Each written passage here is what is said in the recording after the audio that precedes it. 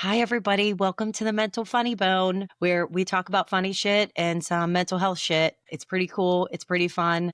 Lately, we don't really have much of an outline or know what we're talking about, but we're still pretty fucking funny. So welcome. I'm Sarah. And I'm Christine, and today I bring an outline. Oh, you know what I do have, though? I did put together talking points. Okay, I didn't put together talking points. Claude put together talking points because Claude, Chad's cousin, is my new best friend. I have Chad's talking points from last week.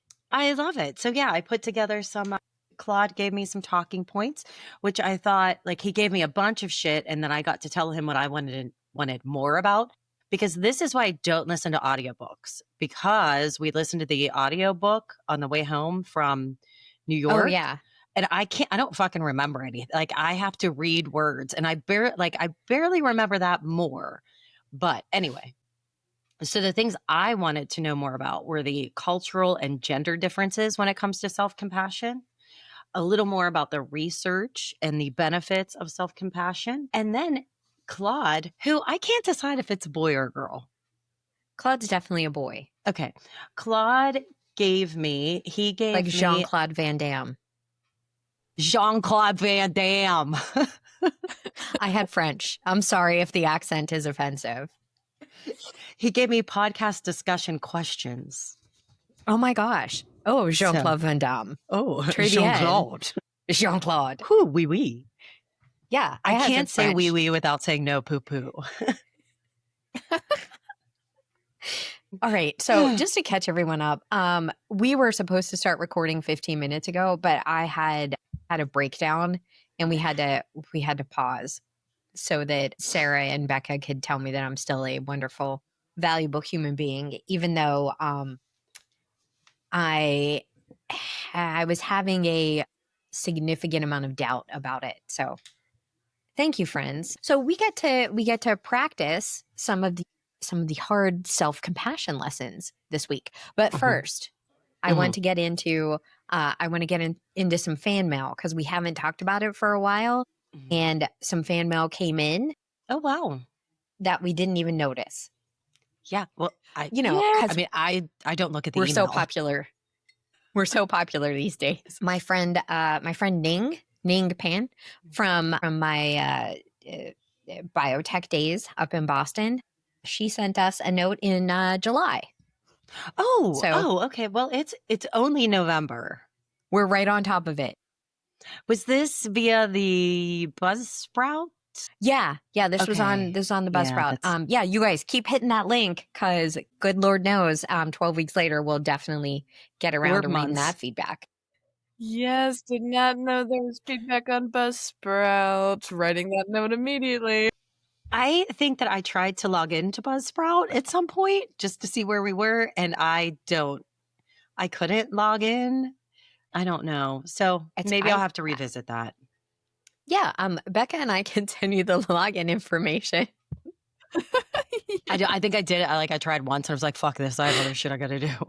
Right. Which is what I said. So I've been sitting at the computer for about an hour now. And that is what I have said every time I've tried to do anything this morning. Fuck this. I have something else to do. I don't know what that something else is, but it was giving me like the big anxiety monster. And, I got to say, again, God bless you guys that deal with that all the time. Because, at least I'm not afraid of myself. That's terrifying. I can't believe that is what happens every day. That's when you wild. live in perpetual anxiety. But I also think that, I don't know, you saying this brings something up for me because I've been in a little heightened anxiety lately. And I don't think I've really realized it. I've kind of been going through things and thinking, wow, what the fuck is wrong with me? And I just, due to my meds, I don't think I've really experienced a more heightened anxiety level lately. And I think I've been hitting that lately. But now that I'm like, oh yeah, that's what that is again. So, but I have better tools now to deal with it.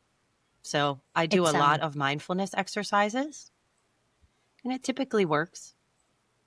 It just talking to you, the two of you this morning has really helped me kind of, bring it back a little bit. Most of my anxiety in the past has been related to the ADHD, like anxiety around losing my wallet, anxiety around the additional work, creativity, and resourcefulness that I will have to put into making something work after I've forgotten to do the 3 of the tasks. Like, how do I get eggs into this cake batter just before I put it into the oven?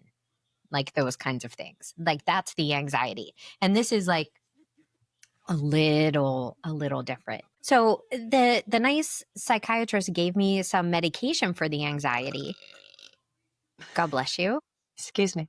Nice. And I was going to take it last night and I was going to take it today, but then I remembered that the last time I took it, I couldn't put together cohesive thoughts. And I was like, oh, I think that maybe these 2 medications that you have prescribed for me are fighting in my head, and I don't want that today. Did you tell her that? Like, maybe you shouldn't, maybe there's a different anxiety med. I can't imagine you're the only one with ADHD that has anxiety. Well, the thing is, when I take care of the ADHD, the anxiety kind of takes care of itself too. I don't know if you guys out there in podcast land will remember, but my regular psychiatrist went off and had a baby, and at the time she went off and had a baby, she gave me instructions for how to make sure I didn't have any kind of gap in care. And then I was like, well, yeah, I'll definitely remember that. And then as soon as I left the office, I forgot everything that she said. So I was without my meds for about, April, 6 months. And I got a new psychiatrist and started taking the meds again. So I had my follow-up appointment after my first month back on the sauce. And I explained to her that, yeah, now it feels like my life is coming back together. Like I've got my credit cards. I know where they are. I know where my extra key is. That's My purse awesome. is in the same place. Bills that I had been looking at that I definitely have the money to pay that I had just forgotten to pay. I took care of those. Work stuff that definitely needed done that was just kind of sitting there while I zoned out. I feel like you need Also. to revisit what's her nuts? Lindsay Scola. I think you need to revisit your use of Chad or Claude. Yeah. To help you with scheduling. I feel Right. like that's a huge part of your challenge. Like bills that are just sitting there, like I Right. feel They're like you just need right to here. put all of this into Chad and Yes. tell him to make a schedule for you. Like here's what I'm going to do, because I have been a little bit schedule challenged lately. So I actually have it in my notes today. It says Claude schedule. So Yes. I am now starting to dedicate like an hour on Sundays. You could do an hour on Monday morning, whatever it is. And just to go through my schedule and write and put into Claude everything I have to do, like everything, work, home, business, everything. This is what I have to do. Tell me where I'm going to fit it in. Like, and Owen's soccer games, Owen's soccer take care of this. training, Owen's work, whatever it is. Just type it all in there and just type it like a crazed maniac. Like there's no need to format it. Like just, and that's the noise I'm going to make when I type it in. Can you call me and make that noise Mhm. when I'm doing it for myself? Because I can't roll my Yeah. R's. Right. Yeah. I can do that. Yeah, that's why my French is so poor. Okay. But yes, I feel like this will be very helpful for you. And you Thank can you. even have Claude or Chad make you like daily checklists or before I leave the house checklists that you put by the door. I'm sure David would appreciate that. Like, what are the things I need to do before I walk out of this house? Like, these are tools that you have at your disposal. You're 100%. welcome. 100%.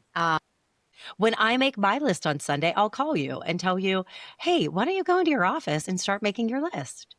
Oh, there's 1,000 reasons I'm not going to do that right when you call me.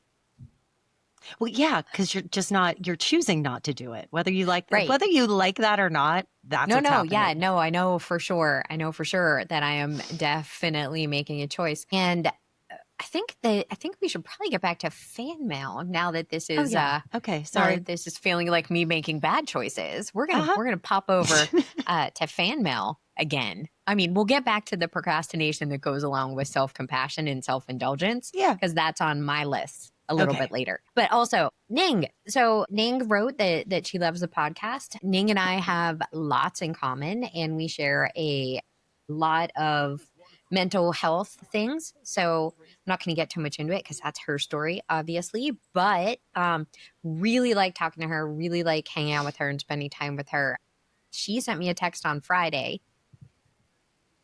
that she's a part of a mental wellness group at her new job.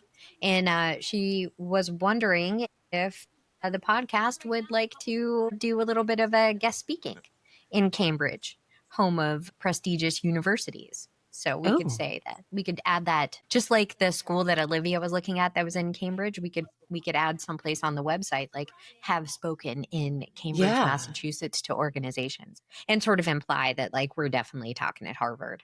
Yeah. It's not sketchy Yeah. or shady at all. No. No, it's the truth. Who's going to Cambridge?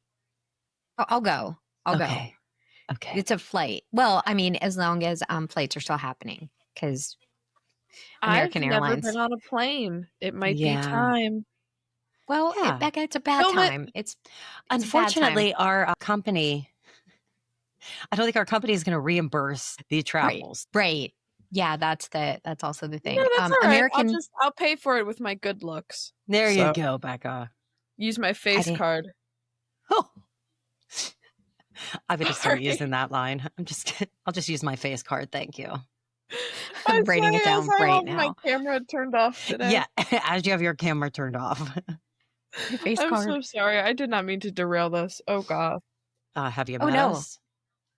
Yeah, it's you, Becca. You're derailing us. So that was nice. Those were nice things. I think it's been a while since we've talked about the nice things that people say about us. Yeah. Also, we're like just past conference season. So I saw a lot of the same people that I had seen last year, and I was all excited to tell them about the podcast. And a bunch of them have asked, like, are you still doing that podcast? And I was like, yes, we are. Woo! Let me hand you a card with the link to it. And Oh, there how you do I go. find it? I was like, oh, just look it up now while I'm standing in front of you. Procrastinator. So really, really nice to see that. I also hadn't really checked the numbers on Buzzsprout for quite some time. And dang, yeah, people are still downloading this. Like, Cool. it continues Yeah. to surprise me every single time. I'm like, ooh, what? Like, I dig it. what? Yeah, people are in. I have heard from a couple of people just on Facebook, just to me, not to any of the podcast things that, yeah, they're like, hey, I'm catching up and just wanted to, tell you about this thing that you said or this thing that you said, and it made me laugh. And I'm like, yeah, it did.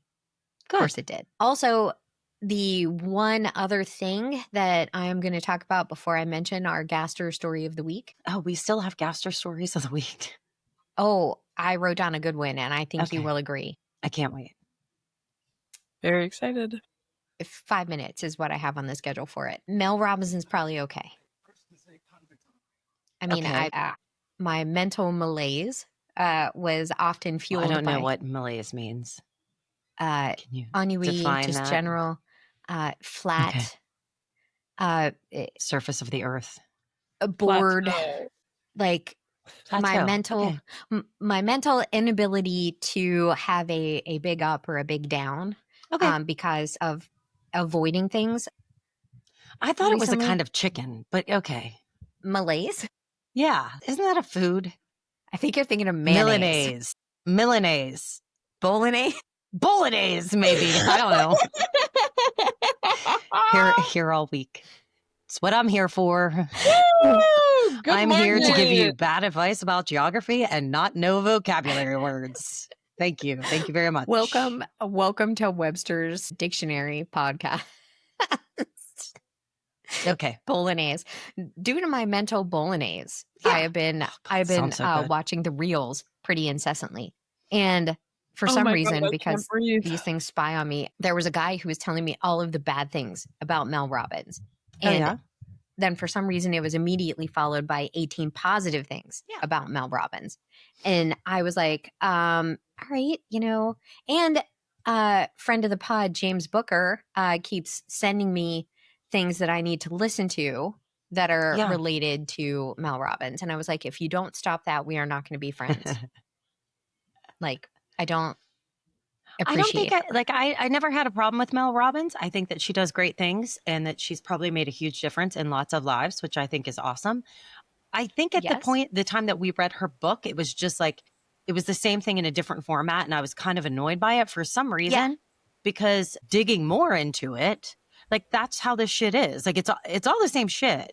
It's just Right. put together differently because we are all different human beings and respond to things in different ways. So there's different shit that works for all of us. Some of us go out and buy crystals and rub them and shit, and that works. And I'm all for it. Go for it. If crystals are your thing, great. Throw some incense in there, walk around smelling like patchouli, whatever. If that works for you and makes you happy Gross. and makes you content, then keep doing it. Other people need to say fuck a lot, and that works for them. So that's the thing. That's kind of how I looked at Mel Robbins. Yeah, same, same. And this was my internal argument. And for some reason, Mel Robbins took up a significant portion of mental argument this week. I was like, listen, Mel Robbins, you do what you want and you talk about, oh, I know why she's popping up in my feed. The Because sun is coming up. Hold on. you're so pretty. Jeez. Dappled Okay. in sunlight. Mel Robbins is coming up in my reels all the time because she's talking about menopause. And apparently Facebook can calculate my age. Yeah. So fuck you, Facebook, and fuck you, Perry the Platypus. Yeah. Fuck you. Yeah. So yeah, exactly right. Like we read a lot of the same shit in different formats, and the not a coincidence that the format that resonated the most with us was the one with the fuck word in the title. Yeah. Or the F, you know what I mean? The fuck word. Right. Yeah. Absolutely. Of course. Of course. And Mark Manson does a lot. Like he kind of shits on the more woo woo stuff. However, listening to Solved podcast, I believe the wording he used is, I'm going to go ahead and feed myself some humble pie. And like I said, like it depends on what you're doing and how you, like we talked about manifesting before. Like you can't just sit on your couch and eat fucking ho-hos and be like, I want to run a marathon and it's going to happen tomorrow. Like you got to fucking put some work into it, but your positive belief in yourself helps you do that. Some people, like there's different. Precisely. Anyway. I think that I am finding that it's still all the same shit. It's just the way that you get from A to B. And there are themes that run through all of it. I think that even when we first started this podcast, I was struck. Like this was my big revelation in the shower one day because I was listening, like I had already read the Go Fuck Yourself book by Mark Manson. And I was starting to listen to Yourself book. You know what I'm talking about. Everyone knows what I'm talking about. And I was listening to Brene Brown back when she first popped on the scene. Yeah. And the parallels between these two were wild. Like completely different approaches. Like Mark Manson is the stereotypical bro. I mean, former stereotypical bro dedicated to, making himself better. And Brene Brown is a world-renowned white lady researcher from Texas. Like they have almost no overlap in their spheres, except they come to the same conclusions about the same stuff that we're talking about, like taking responsibility for your actions, understanding shame and why you don't want to tell somebody that you fucked something up a month ago and you've been holding that inside and how detrimental that could be. Like all of these things are common.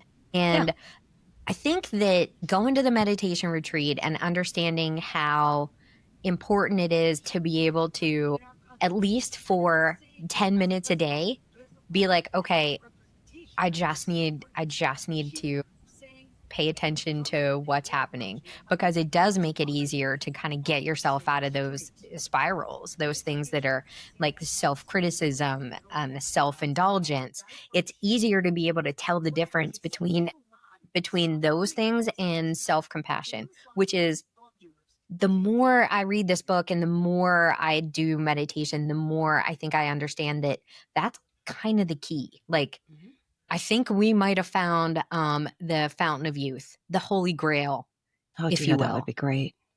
Wouldn't it? Wouldn't it? Love This to is dip the, my head in the fountain of youth. honestly, or at least one of my hips. Maybe my ass. Pituitary gland, like the whatever is not producing what it's supposed to produce these days. Becca, perimenopause, fucking awesome. Yeah, Oh, it sounds like I'll just the future sounds bright. yeah, Yeah, it sure it's is. great. It's great. Yeah, yeah. We are boys would never be able to handle it. God bless them. Yeah. So yeah, Mel Robbins, I mean, do your thing, girl. Love you Yeah. too. Thank you so much for pointing out patches and hormone replacement therapy and all of that shit. Thank you for being on my feed. I'm super, also because I'm a lady who was raised at a certain point of time. I have to be jealous and hate on somebody because they're doing something that I want to do and they're doing it slightly better. So Yeah, automatically fuck. I have to be like, fuck you. Now we're back to What fuck the you, fuck? Mel Robbins. Right.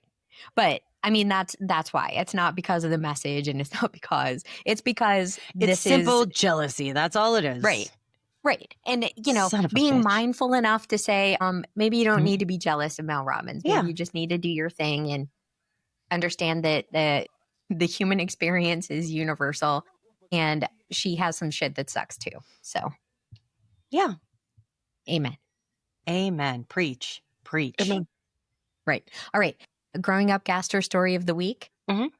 What I wrote down in my notes is, because we're coming up on the holidays and we're coming up on what was traditionally visiting season. So we would be going to a bunch of relatives' houses. And what I wrote in my notes was putting on a show. And I don't know if putting on a show for your parents was a universal activity. You're making a face like you don't remember putting on any shows when we were little. I mean, I remember Total Eclipse of the Heart. Well, that was when we were in our 20s. Right. that was Oh, different. incredible! I remember Becca, you like don't know this story? being downstairs in Similo Drive with Yes. Gina and recording shit. But I never like I was little and I was always the odd man out. Like, Oh yeah, yeah. I You just weren't got a creative shit parts. driving force. You were like, Yeah. can you stand over in the corner Yeah. and rock back and forth? Yeah, I Here's a was cowbell. 5 years younger than everybody. So Right. If you could just take these grapes and stand with them over your head, that would be amazing. yeah. Also, why are you running around? I think that led to who I am today. So I appreciate it.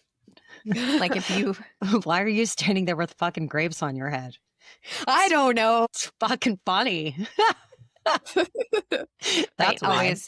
always stealing the show then. So for those of you maybe who grew up different than we did, our parents would get together in clusters, and they would be in the parent part of the house, and they would be drinking or gambling or talking about other parents.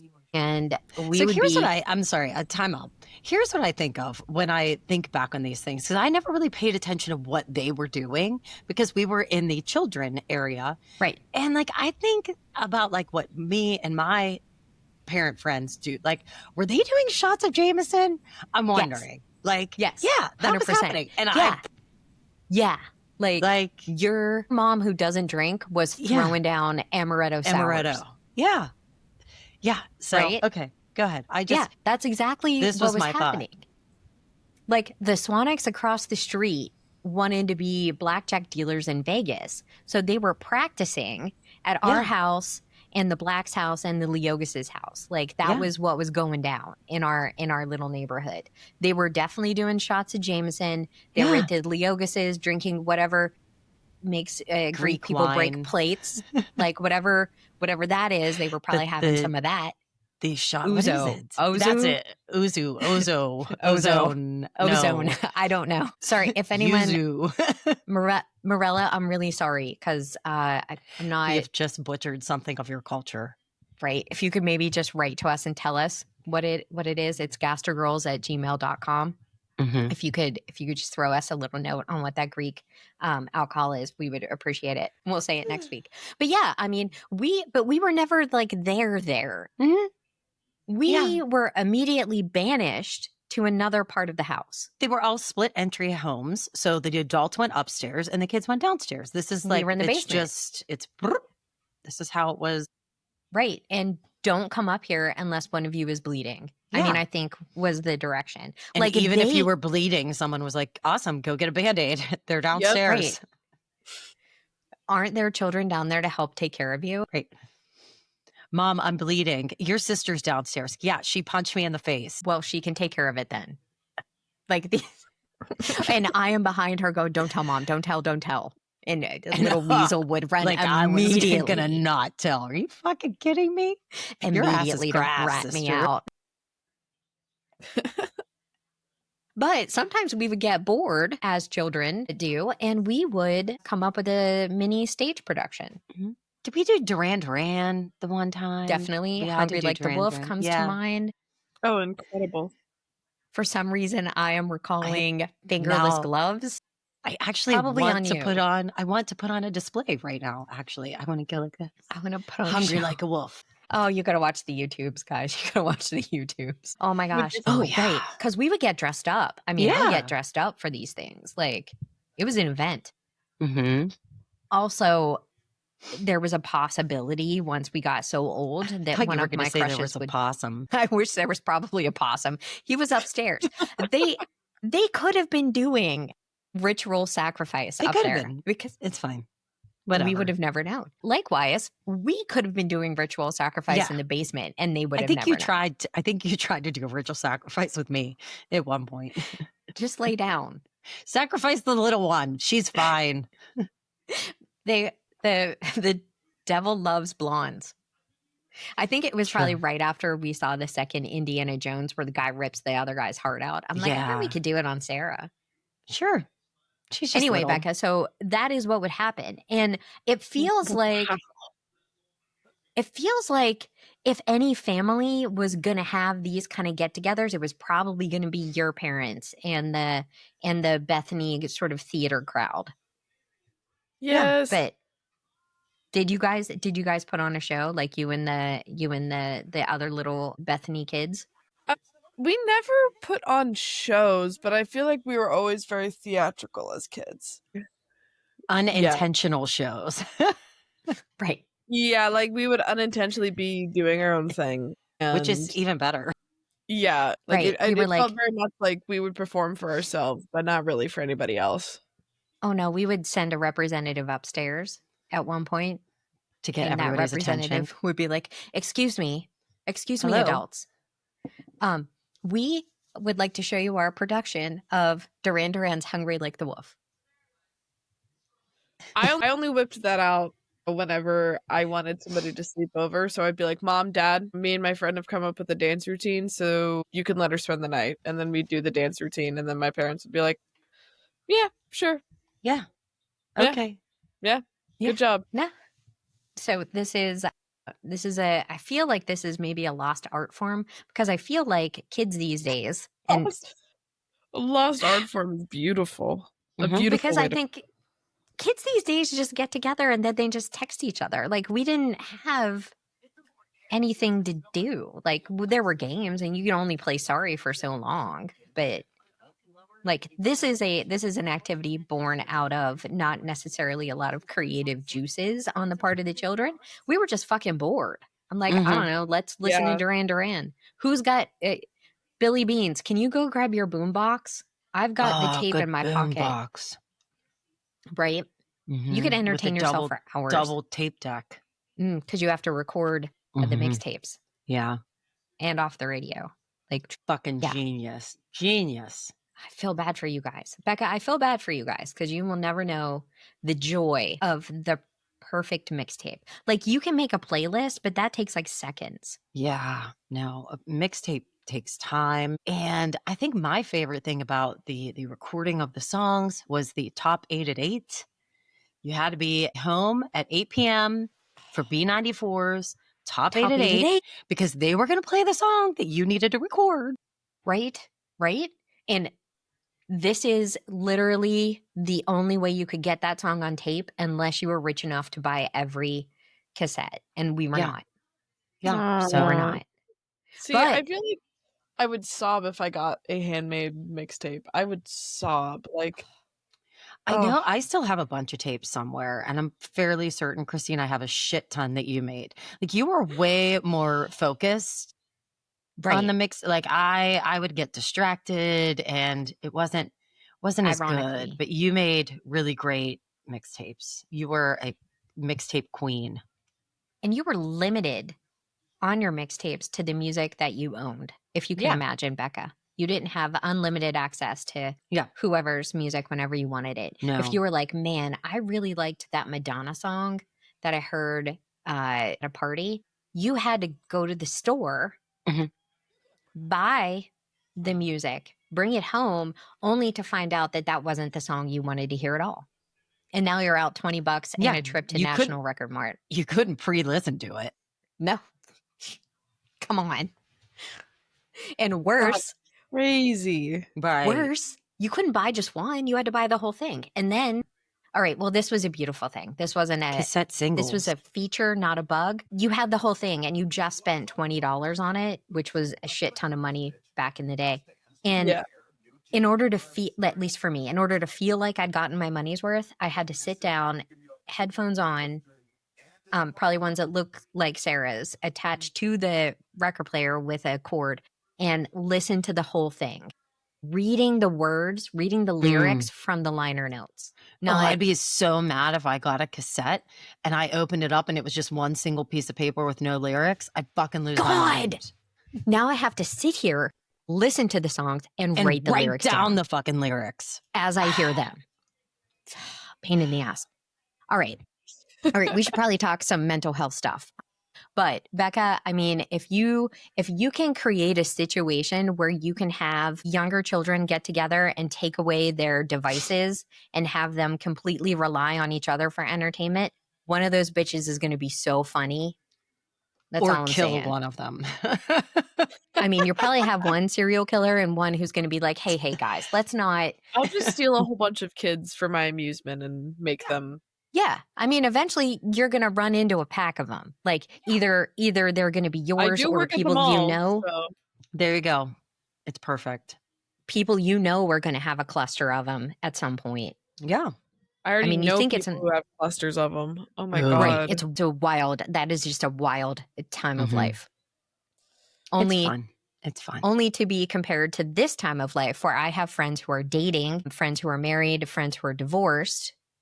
Friends who are dating is weird, right? Like you could date, like there's a whole spread. Like my one friend is like, I'm not dating anyone over 35. I was like, that feels yucky. How old is that person? 50.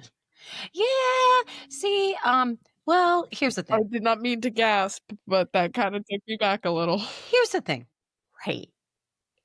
If something would ever happen and I wouldn't have Noah anymore, whether that's by choice or whatever. Tragic accident. Never. I will never date again. And it's not because I'm so devoted to him. Right. It is because that sounds fucking awful. Like, I mean, whatever age you're going for, that sounds fucking terrible. Fucking terrible. Why don't you come over and meet my friends? No, I don't want to meet your 35-year-old friends. I would rather smash my face off this desk. Yeah. I don't want to meet your fucking 50-year-old friends. I don't want to fucking meet anyone. That was so intense. That was just smash really my funny. face off the fucking desk. Yeah, there's just zero desire to ever be in that period again, ever. And awesome. So the 30s. So it sounds like life is just getting nothing but better for me, guys. Awesome. No, I mean, in that time of my life, it was wonderful. Yeah. I had a lot of fun. I will meet your friends. But at the age of 50? I see. knocking on I see. 50's door, like No. after being married for being with someone for 20 plus years, God. no, like there's nope. And learning what I've learned over the last 20 years, like, no. No. I mean, when I got divorced the first time, Becca, I was like 28. Was I 28? 28. Yep. And I accidentally started dating someone who was like 23. And that age difference was massive. I was like, I cannot. I mean, he whipped out a student ID to get a discount at the movie theater. And I was like, I gotta go. Yeah. Can't. Oof, oof. I gotta go. I gotta leave. Calling me on the phone at 11:30. He's like, hey, we're going to a party. Do you want to go? No, I'm sleeping. No, I have to work in the morning. Thank Yeah. you. Anyway, but this friend is also like, however, I am also open to dating that kid's dad who's 65. I was like, don't do that. She's like, no, not same family, but age range. I was like, thank God. Thank God I am not. No. I just saw something on Facebook. I mean, truth, whatever. It's probably not, but it was, I don't know why it would come up on my reels. This girl she said, oh, when we started dating when I was 18 and he was 68. No. That's gonna make me throw up. That's gonna make me throw up. And I mean, and then there's pictures of the two of them and he looks like a 68-year-old. It's not like he's looking young, but I quit, like, how you as a 68-year-old are, I hate to judge people, but I do it all the time. I feel like that's just, I think you would need a lot of self-reflection. No. In those cases. Like it's like having a pet, I would imagine. No offense. Becca is someone who's closer to 18 than, but just the age gap. I mean, it's having a pet and watching it misbehave. An 18-year-old. Like, no, gross. No, like, no. Exactly. Ew. Like, Yeah. I look at people my age and I'm like, I don't know how anyone would date you, let alone someone who has the option to not date you.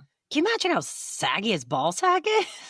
I can't even imagine the ass. I don't know. That's like, what I don't know. That's where I went. I don't know why. I mean, it's where, like, I mean, same. Like, I can't imagine dating someone who's 35. A ball sack is gross regardless. Who's that? Oh, wait, yeah, God, wait, no. Why are we talking about it? No, I can't get off track. I was about to bring up a celebrity crush. We can't do this. Who is it? Who is ball sack? Oh my Here's God. Macho. He doesn't have one. Macho! Come here, Macho. Negan from The Walking Dead, that actor. I didn't watch it. I didn't watch it either. Is he like he's the also dad the guy? He's the comedian in Watchmen. Didn't watch Edward Blake is his name, but what is the actor's name? Yeah. Okay, I'm just going to look up, because now I got to, Edward. Yes, No, Edward Blake is the character. Edward Scissorhands. Comedian. Edward Cullen. Jeffrey Dean Morgan. Yes. No, I have no clue who that is. No, me either. Jeffrey Dean Morgan. Fucking Macho. They're just pictures of him in, yeah. Oh, yeah.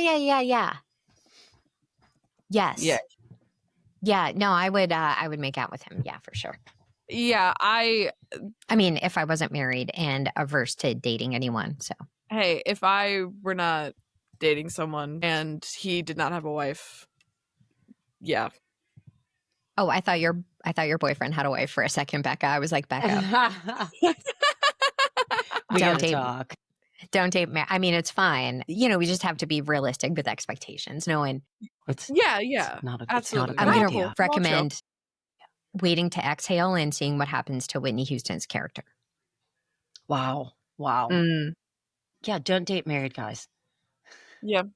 Just as and there's Macho. Macho just woke up, so he's got to go outside. Go ahead, give it a go. I'll be right back. Peace out.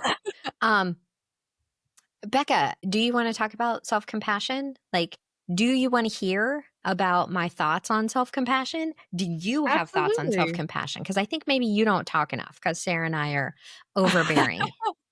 My And thoughts on self-compassion honestly change day by day. I feel like I understand it some days, and then I'll wake up and I have a completely different feel, different vibe to it. I try my hardest with it. I've been doing pretty good.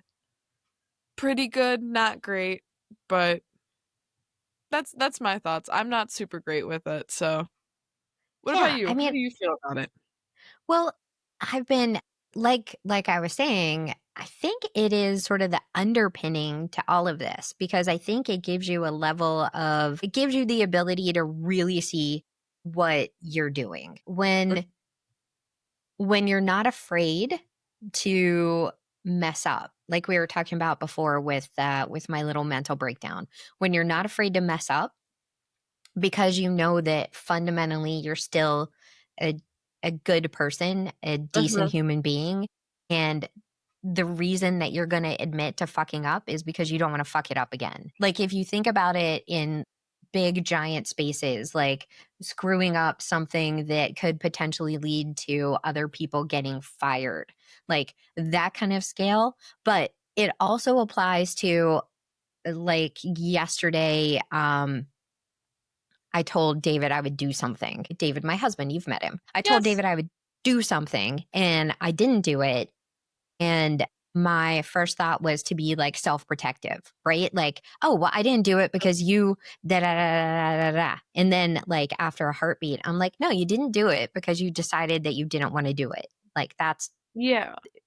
like part of it is the ADHD, right? Like I didn't do it because I sort of forgot about it. But if I would have done something else, like then I would have, I think it was put the dishes in the dishwasher, like something just that simple. But being able to say, hey, it's okay if you forgot to do that. Like it's okay. You don't have to cover it up. You don't have to pretend that it didn't happen.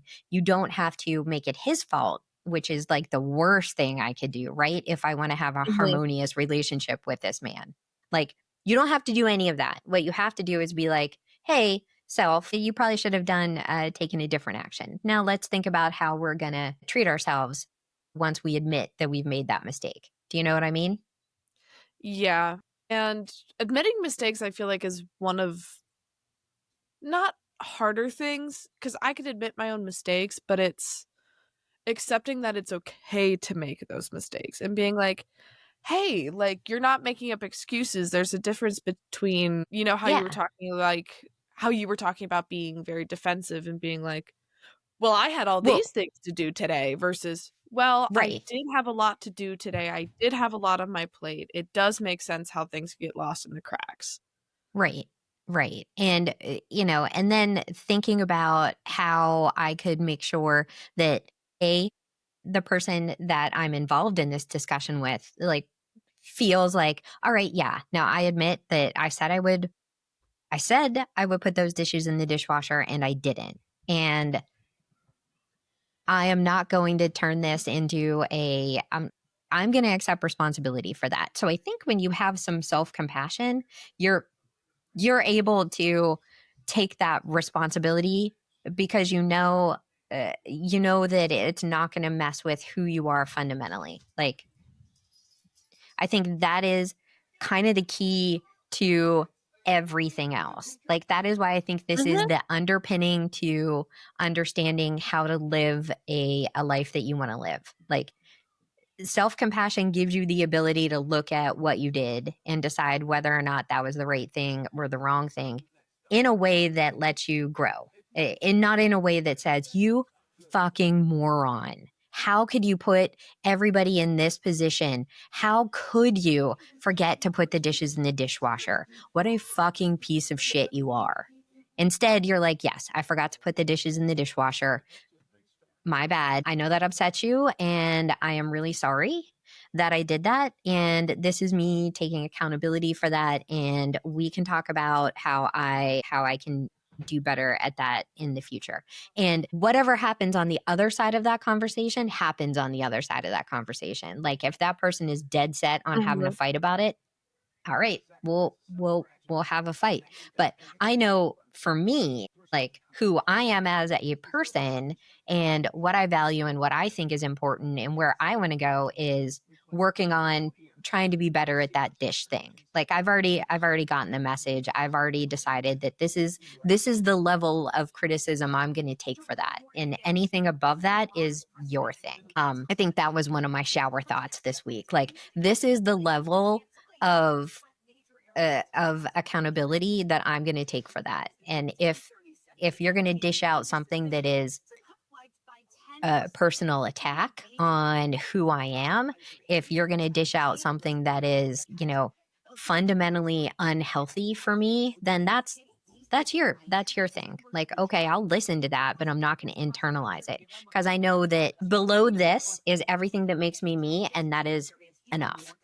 And I think that is where, if we can get to that, then I think we can really kind of insulate and protect ourselves in a way that lets us interact better with other people. Does that make sense? Did I just yammer away?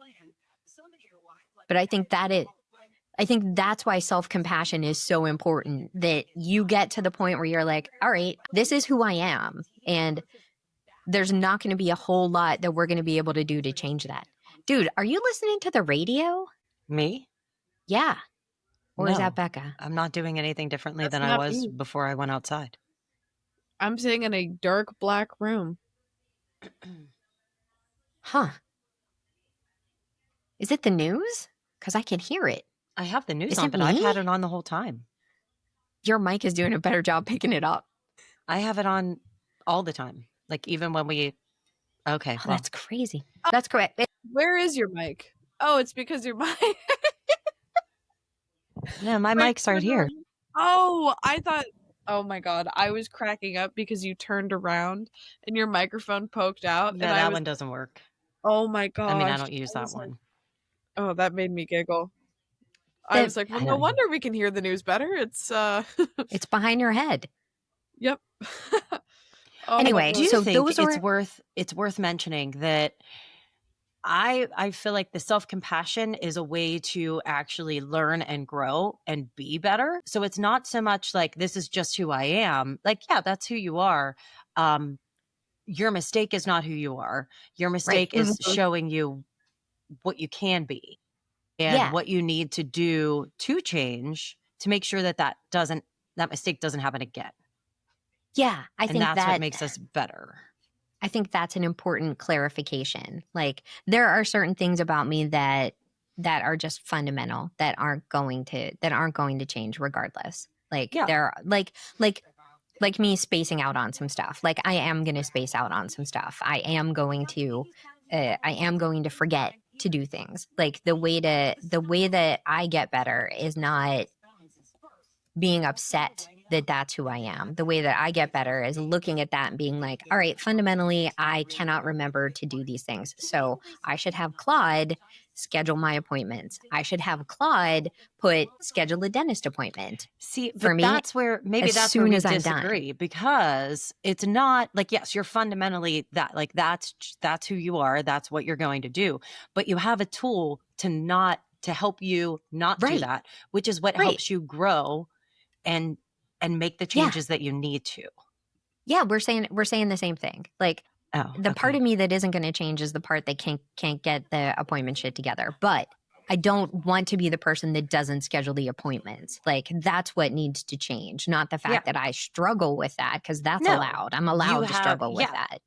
But absolutely. You have the ability to help yourself in a I different do way. have to do that. Yeah. Yeah. I do have to recognize that that's a problem for me and that is impacting not just my own self, but my relationship. So I got to fix that. And it's not changing who I am, it's just working with who I am. Yeah. And it's not looking back and being like, wow, I'm such a fucking Fuck. idiot. Like, Asshole. no, it's looking back, accepting, being aware that Yeah. that's what was going on and being aware that you have the ability to change that. Right. Yeah. I think that is why I think the self-compassion has to be sort of the underpinning of all of this. Does that make sense, Becca? Does that kind of, because Becca and I were chatting and she's like, I think I know what it is, but then I don't. I'm like, does that help Benny? That honestly makes so much more sense. And I feel as though maybe I have been actually pretty good with it then. Sweet. I feel like high school I was very, very mean and I was a very harsh critic to myself. But once I entered college, I feel like people very much were like, hey, take a deep breath. Hey, you're doing good. Keep going. And that also just kind of helped as well, where it's like just reassuring yourself that you are doing the best. And if you do mess something up, that's okay. If you own up to it, you'll feel better and you've done all you can at like in certain points. Yeah. So No, when I you think do the best that's you can, that's all you can do. And that's what has helped me feel better. Like I recently, unfortunately, I did lose a big group of friends because me and two of my other old roommates just weren't invited to something that everybody else was. And we were kind of like, well, this is weird. You know, we all lived with each other for 2 years. Why aren't we getting invited to these things? And then we reflected and we reached out to them. We did what we could, and that was that. And so I don't feel necessarily like I did anything wrong and that I was a bad friend. I did everything that I could to apologize and make up for my mistakes. So, and that's the biggest part of it is taking responsibility, being aware that you made a mistake, taking responsibility for it, putting that in your little, I don't know why I was going to call it a brain sack, but putting it in your little brain sack and remembering oh, it. little brain sack. I feel like it's a I little like that. backpack that's on a little small part of your brain. Like, I'll just throw that in my brain sack. Episode 62. Yes. Put this in my brain sack. Brain sack. I like it. I really like it. I do. But the other thing is making sure that, like, I think a lot of people, I'll wait till you're done pounding on here. Sorry. I had to write down, put this in my brain sack. No, I get it. But the other part of that, like, we're not letting ourselves off the hook. We're not just saying, well, I'm an awesome person, so it doesn't matter. I'm an awesome person, so I could Exactly. do whatever. I'm fucking awesome, so I could do whatever. That's a whole different thing. And that's not where we're going. That's not what we're doing. Mm-hmm. It's the taking responsibility part of it. That is the big part of it. Yeah. I think that contrasting it with some of these other things too is really helpful. Like understanding that self-compassion does give you the ability to admit a mistake is an important key feature. Also, self-compassion isn't self-indulgence. And I think that's where the mindfulness really comes in. Like self-compassion isn't, oh, hey, baby, you've had a hard day. You go ahead, eat that cupcake. Yeah. Like, no. Hey, baby, you've had a hard day. Why don't you take care of yourself by having a nice, healthy dinner and doing a little workout? Then, hey, baby, Stop saying, hey, baby. That's me. It's me. I'm baby. Nobody puts me in a corner. So you decided your name is baby. I'm so baby. Yeah. Okay. I'm baby. And this is my self-hugging. I'm just patting myself on my breastbone. Yes. Hey, baby, you've had a tough day. Do not eat a bag of Oreos for me, please. Why don't you have a carrot? Why don't you have a carrot because you'll feel better? Have a carrot and maybe go and do a little knitting. Rest your brain a bit, and then we'll get back at it tomorrow. There you go. See, that is self-compassion. Self-indulgent is like, fuck this fucking place. I'm an asshole, so I am going to go into the kitchen and eat an entire bag of Snyder's barbecue potato chips because they're my favorite. Chips. Right? Real. So good. So good. I think that is it sort of the difference between self-indulgent and self-compassion. And it is really hard to recognize that difference in the moment.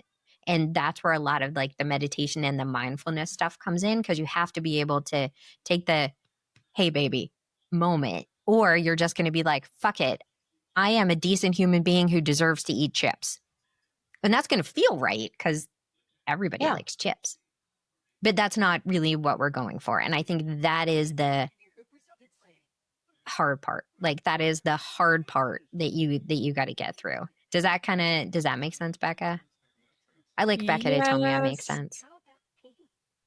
My front lobe has been developed, guys. I feel like everything makes sense now. My third eye has finally opened. I love that. Right. It's about time. Yeah, this is going to be painful. Wise. You are wise beyond your Hey, Sari, did Claude tell you anything about self-esteem? Because this was horrific on our ride home from New York for me. Hearing about self-esteem and the difference between self-esteem and self-compassion, horrific. Like I'm still having nightmares about it. Yeah, I What mean, did our friend Claude say? the Oh no. self-compassion part of it, well, let's start with self-esteem. Self-esteem, it's more contingent on success, and Yes. it requires feeling special or Yes. above average.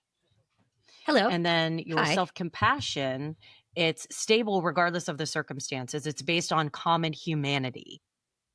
And self-esteem is linked to narcissism and social comparison, while self-compassion is not. Hello. Whoa. Hello. I am a So poster child for self-esteem. and that's where mindset comes into it. So I focus in my coaching business Do it. shit. Do it. Pop it I up. focus on the 3 M's. So a lot of people think that these are the same, and maybe even, I mean, a lot of people think they're the same. In my mind, I feel like they're different. They are just small components that are tied together, and they can help you in different ways. So you have mindset, mindfulness, and meditation. So you have mindset, which is the one that is saying, why are you, no, you don't need to compare yourself to anybody else. Focus on you. The Mhm. mindset part stops the spiral. So that's the active, like, all right, get into your brain. Is that true? Is it true that I'm going to get fired? No, it's probably not true.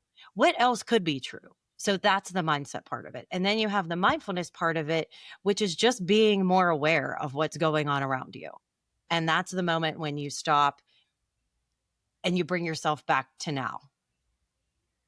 And then you have the meditation part of it, whereas you take everything else out of the equation and you just sit and focus and let your mind wander, catch it wandering, and come back. The more you practice each of these, the better you get at the other one, and they all come together in the end. But there are tiny little differences that makes each of them different. So I think that comes into play when you're talking about self-esteem versus self-compassion. Mindset comes into play there because your self-esteem is up here and it's telling you a story that doesn't exist. Right. I'm only worthwhile Mm. if I never fuck up. Mhm. That's the self-esteem story. Yeah. I'm only worthy of love, affection, praise. I'm only worthy of a job if I am above average, if I am able to do superhuman things like never, ever, ever mess up. Like I'm only worthy if that is true. And that is the trap I fall Mhm. into all of the time Mhm. because like just the way that we grow up, and Becca, I think maybe even worse for your generation, like everything is based on making sure that you guys are having really good solid self-esteem, when really we probably should have been conditioning you guys to have a little bit more self-compassion, which isn't the same thing. Like Yeah. self-compassion tells me that everybody fucks up. It's a human condition. I am not special. I am not unique. I am not worthy of a uh, you know I am I think not worthy, but I'm not like I'm part of a race of human beings that screws up. Like that's just what Yeah, we yeah. do. And it doesn't change like I was saying, it doesn't change who I am or what I'm about or my values or any of those things. Like screwing up is just screwing up. it's something that like at least with my relationship with Owen, it's something that I say to him often, like, and for me, it's come from, I want you to feel safe coming to me. So here's the thing. You are going to fuck up. Regardless of like, this will happen. That doesn't give you the green light to do whatever the fuck you want, but you are going to make choices that aren't the best. Yeah. And that's most of the time that's okay because these are things, as long as you're recognizing them and taking responsibility for them and getting help when you need the help. When you go to the party and you make a bad decision and you realize, fuck, I made the bad decision, what are you going to do? Like, I want you to know that you need to recognize you made the bad decision. You need to call me. I need to help extract you from that situation. And Right. then we reflect on it, we learn from it, we move on. Yeah. But you can't make that mistake and then just try to bury it. because Yeah. that's not going to help you. It's just ignoring it, which doesn't make anything better. It's just gonna So sit and simmer. yeah, that it makes it all worse. There was something in my notes that was talking about self-compassion not being, it's not ignoring things that you're doing. Again, it's the awareness and taking responsibility. Yep. Sorry, I keep repeating myself just because I think that's where it all lands. Yeah. And I think even with children, with employees. So one of the first things I tell members of teams that I've run is share the love. If you feel like something is fucked up, come to me and let me know and we can fix it. We can look at it and we can work on it, right? Like I can't help you and we can't fix it and we can't work on it. We can't make it okay if I don't know. So you gotta be able to look at it and be like, yeah, I'm gonna judge you more positively if you're able to share those things and we're able to work on it together. Stop. I know. I'm not going to say collaborate and listen like I wanted to, but I said it anyway. So stop. What you just said, I want you Yes. to index that. Is that the word? Right. Index that? Put it in your brain sack. Yeah. Put it in your brain sack because this is how you would speak to someone else. Yes. Why won't you speak to yourself that way? Because I distinctly remember on our drive to New York talking about some work things and Right. saying, you probably need to talk to someone about those things. Like, have you talked to this person? Because you're telling me what this person thinks, but did you ask the Right. person what they think? Yes. Yeah. So it's a I key mean, part. I think that that's another thing. It's another tool that I use. And that's how will you talk to your friend? Like, yeah. how will I Yes. talk to you? I Yeah. never talk to myself like I'm starting to, because that's how we should talk to ourselves, because we should have that self-compassion for ourselves. We have that Right. compassion for other people. I like that. So why aren't we having it for ourselves? Yeah. I mean, I think that just saying that out loud and saying Mhm. what I will say to other people. Yeah, Yeah. I mean, it's huge. sharing is caring. Like get it out there. Yeah, And thinking about that and thinking about my current situation, I did that. I did yeah, that and now I should be able to yeah, because I think that's what comes from being able to come to somebody and be like, "Hey, I need help with this. yeah, This is what happened, and here's the situation." And I think it's the same in the small things as well. Like, "Hey, I didn't do the dishes because I procrastinated for a little bit because I wanted to do something else, and then I forgot that we had a kitchen. Um, so I will take care of the dishes, and I know it upsets you, and I'm sorry." yeah. That's all. And we're at the time where we need to start wrapping up, and I have a couple Yep, things I want to say before we do it. wrap up. So as always, I like to say that this all sounds super simple, but Super easy. it's not. It takes time, which is something that I am kind of pivoting to in my own business. Is that this shit requires training of a sort. So, like, we're coming up to the new year. A lot of people are going to say, oh, I want to build muscle mass. I want to lose weight. I want to do this. So, what do you do to do those things? If you're new to the gym, if you're new to working out, what are you going to do? You're going to hire a trainer. You're going to get Trainer. someone to help you. With your mind, it's the same thing. It's just that we don't see it right in front of us. So, you're not going to go to the gym once and be like, oh, I lost 40 pounds.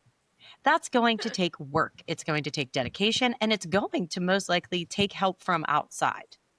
You have to treat your brain with that same type of intent. Like, you need to go into it knowing that, okay, I'm going to start working on my mindset, but knowing that tomorrow I'm not going to wake up and be a whole new person and be super awesome. Like, Yeah. you have to do reps to make sure that you're building that muscle. And it's the same thing within your brain. So you need to get a mindset trainer to help you get there, to give you the tools that you can get there, and treat it with the same intent. I don't know if that's the right word that I'm looking I at think for, intent is exactly the word. with the same intent that you would going to the gym. Okay, so I'm going to wake up at 6 a.m. and I'm going to go to the gym. It's the same thing with your brain exercises. I'm going to wake up at 6 a.m. and I'm going to have a nice little 5-minute meditation. throughout your day, you might stand up, go away from your desk, and go walk staircases for your physical health. So, in the middle of your day, when you find yourself spiraling a little bit, maybe it's time for you to take a breath. Question what you're spiraling about. These are exercises that you need to do on a daily basis to increase their power and essentially increasing your power when it comes to your brain. Sarah, let's say I'm interested in finding one of these coaches or personal brain trainers. Where should I look?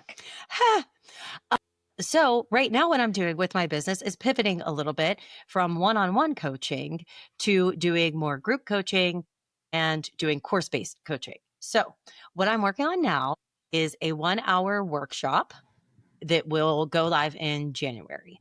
Yippee! Yay. So if you want more information about that, planoverpanic.com. Super simple. But what I have to offer right now is I have a blog that I release every Tuesday and a newsletter called the Mindset Drop, which shares 3 different things for you. It shares a mindset shift, a tool you can use, and one little step that you could take within your day to make life better in the sense of you're doing those reps for your mindset.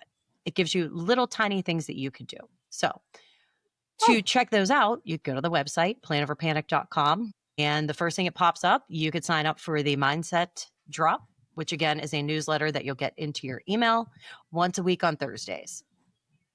Yes, And there I you have just it. went to the website. That was my annoying typing. I was going to the Plan Over Panic website. And yes, there is a mindset drop. You can get that immediately. Oh, I love it. Oh, and your website is so pretty. Oh, thanks. I just revamped it a little bit to talk more about the workshop that's coming up. And I'm focusing more on beginners to mindset Nice. and skeptics to mindset, people who don't Aren't think we? it will work. Because I Oh, feel like I was in the skeptic realm. Beginners I Right. want to work with because I haven't been doing this that long myself, but I have enough knowledge that I can help the beginners get over that skeptic stage and give them the tools that they might not have that I've learned over the past 2 years. that's I mean, awesome. if anything got me over the skeptic stage, it was going to New York and watching all of these people sit down and do the same thing and tell very similar stories about how much better their lives are now than they were before they started meditating. Mhm. And listening to people who are like, yeah, the cocaine works until it doesn't. And I'm Yeah. like, hey, if meditation can be a like a substitute for one of the most Mhm. addictive things on the planet, um, there's got to be some meat on this bone. And I Yeah. am continuing to put together a practice. Yeah. It's a practice. It's a practice. And none of us are perfect and none of us feel like we're doing it right. Right. I mean, I That's think that part is of also beginning. Like, the big takeaway. yeah. Even there were people at this retreat raising their hand. They're like, I've been meditating for 7 years and I still have 15 questions about how I'm doing it wrong. Yeah. Like, all right, brother, we're all doing it wrong. And just like Welcome. everything else, you continue to learn. And I will go back to the gym setting. Like, do you think the bodybuilder woke up one day and was like, "Oh, I want muscles"? There they are. No, they've taught themselves some stuff. They've learned from other people, and that's Right. exactly the same way that you have to work on your brain. And I think we talked about it way back in the beginning. It's just that we can't see the brain. And we Right. just consider the brain just this, it's part of our body, it's part of who we are. Yes, that's true. However, it is a part of you that you can change. Neuroplasticity is an actual thing.